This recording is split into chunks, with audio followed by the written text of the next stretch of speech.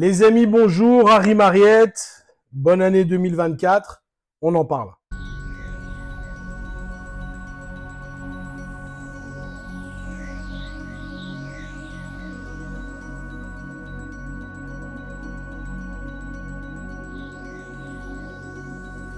Voilà, c'est le moment des vœux, c'est le moment des souhaits, c'est le moment du changement, c'est la nouvelle année et chacun, le 1er janvier, ou le 2 ou le 3, peu importe, a pris ses engagements pour changer les choses en 2024. Chose qui n'avait pas été changée ni en 2023 ni en 2022, n'est-ce pas? Et aujourd'hui, je voudrais voir avec vous, avec quelques exemples, comment finalement arriver à faire que 2024 soit en progression par rapport à 2023. Encore une fois, si tu as 50 kilos à perdre, ne t'inquiète pas, il y a quand même très peu de chances que tu les perdes en un an. Ça peut arriver, mais il y a peu de chances. Si tu dois apprendre 2 langues étrangères et que tu as 25 ans, que tu n'as rien fait jusqu'à maintenant, il y a aussi peu de chances. Mais on va voir quand même comment faire les choses. Je vais d'abord prendre un exemple. L'exemple, c'est le Dry January. Vous savez que chaque année en janvier, il y a des gens qui ont eu la bonne idée de dire aux autres gens, écoute, on va boire moins d'alcool au mois de janvier. Ce qui, somme toute, est une très bonne idée. Moi, je bois très peu d'alcool, donc c'est une très bonne idée. Et vous constatez que pour quelque chose qui est assez banal, qui finalement doit durer un mois, donc tu dois boire un soft, tu dois boire de l'eau ou du café au lieu de prendre de la bière, du vin ou de l'alcool pendant un mois. J'ai autour de moi des gens qui ont très dur de le faire. Très dur. Et pourquoi ils ont dur? Parce que prendre une décision, ça prend exactement 1 seconde. C'est très facile. Prendre la décision de, c'est très facile. La mettre en action et faire que cette décision se transforme réellement en quelque chose, ça c'est beaucoup plus dur évidemment. C'est beaucoup plus dur. Et ça demande 2 qualités, de la constance et de la discipline. Et malheureusement, j'en ai déjà discuté dans d'autres vidéos, les gens n'ont plus ou n'ont pas de discipline.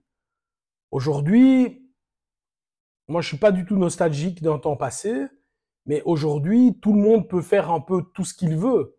La notion de discipline a disparu. Néanmoins, quelques exemples. Imaginons que tu veuilles perdre du poids. Eh bien, si tu perds 15 grammes par jour en 2024, 15 grammes, c'est pas beaucoup, hein. C'est, je sais pas, c'est un tout petit peu moins de patates le soir et c'est bon, hein. Tu perdras 5 kilos à la fin de l'année. Si tu apprends 3 mots par jour d'une langue étrangère, à la fin de l'année, tu auras 1000 mots. Avec 1000 mots, tu sauras t'exprimer comme un enfant qui a 7 ou 8 ans. Bref, tu sauras t'exprimer. Tu sauras aller ailleurs. Tu sauras le faire. Et plus paradoxalement, lorsque vous demandez aux gens d'avoir une constance, une cohérence mais avec un effort faible, qui ne nécessite pas beaucoup de difficultés. Apprendre 3 mots par jour, c'est pas difficile. Perdre 15 grammes par jour, c'est pas difficile. Ils sont pas avec vous. Curieusement, ils sont pas avec vous. Eh bien, je vais vous donner un autre exemple et je vais vous donner la recette ensuite. Si on parle du Krav Maga, beaucoup de gens se disent, tiens, cette année, je veux être instructeur. Cette année, je veux passer tel grade. Cette année, je veux faire ceci, cela. Ok. C'est très simple, les amis. Tu veux passer un grade en Krav Maga. Ok. Bien. Tu es P1, P2, P3, peu importe ton grade, c'est toujours la même chose. Eh bien, tu sais qu'il y a des conditions pour y arriver. Tu dois t'entraîner. Tu dois avoir passé ton autre grade au moins 6 mois avant, donc ça c'est assez facile. Tu dois avoir 50 points d'entraînement, donc tu dois avoir 50 entraînements effectués. Tu dois connaître le programme parfaitement et connaître les programmes en dessous. En gros, c'est ça. Eh bien, si au lieu, c'est une formule que vous avez déjà entendue, si au lieu d'essayer de manger l'éléphant en une fois, on le mangeait en plus petits morceaux et tous les jours, on y arrive.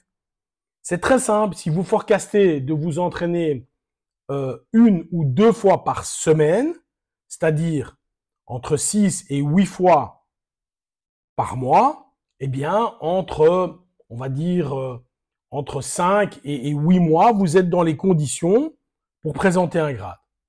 Super, ça c'est facile. Maintenant, comment est-ce que je vais faire? Je veux présenter un grade sur tous les coups de pied, par exemple, P2. Eh bien, je vais m'assurer chaque semaine d'apprendre quelque chose de nouveau ou de maîtriser quelque chose de nouveau.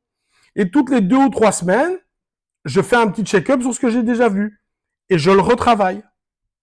Et le fort dans l'objectif, c'est vous n'êtes pas obligé de faire d'énormes efforts.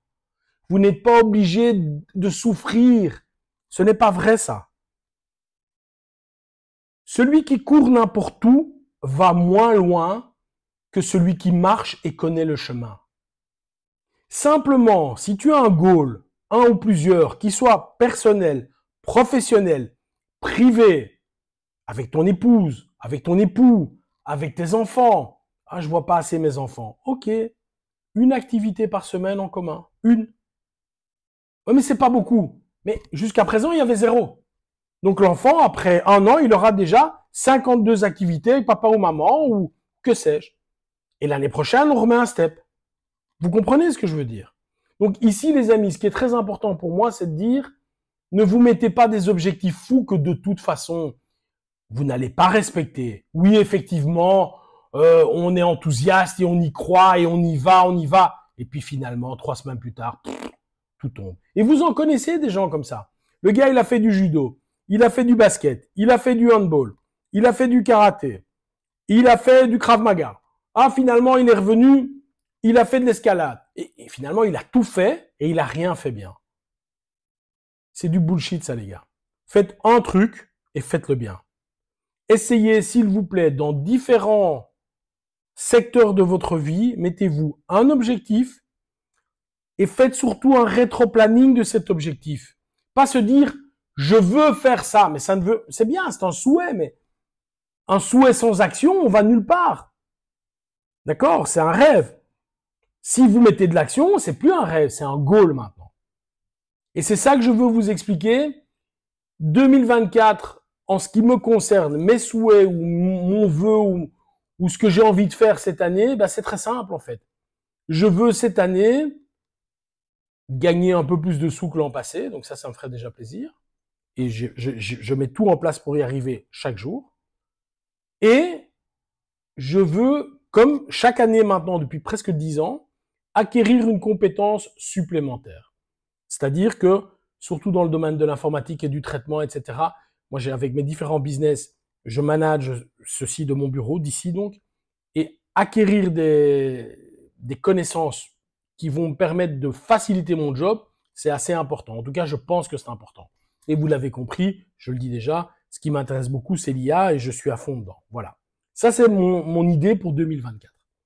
Choisissez quelque chose, les gars, faites un rétro-planning. Si c'est de l'entraînement, faites comme j'ai dit. Imposez-vous une base d'entraînement en vous disant ceci. Je dois m'entraîner minimum 1 fois, minimum 2 fois, minimum 3 fois. Lorsque moi j'avais 20-25 ans, je m'entraînais 4-5 fois par semaine. Aujourd'hui, je donne encore 3 cours par semaine et je m'entraîne 3 ou 4 fois par semaine tout seul. J'ai 53 ans, donc normalement tu dois savoir le faire également. Voilà, j'arrive au terme. Rétro-planning, c'est la clé. Constance,